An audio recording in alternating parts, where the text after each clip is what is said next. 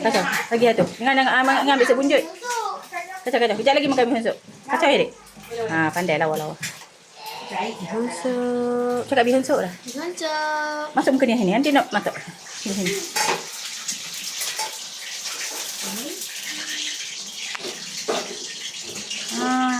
Bihun sup.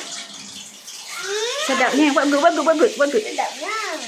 Lazat dimakan.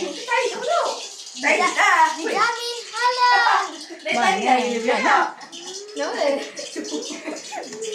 Ya, sudah lepas benda tu. Bukanlah, tu coklat rice.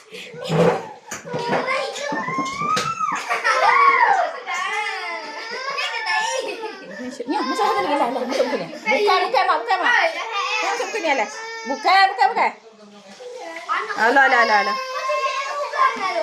Apa? Dia nak acuk ke kenapa? Tak, dia tak cubit. Dia cubit ke tak cubit macam tu perangai dia. Tak adalah.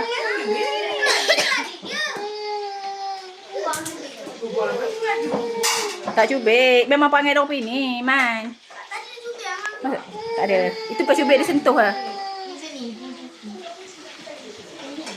Bagi. Dia sambung dengan Man.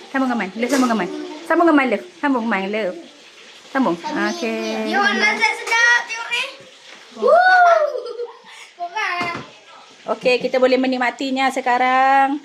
Tengok masa bismillah. Sangat sedap. Mana ada masa bismillah? Orang belakang tutup pintu. Boleh.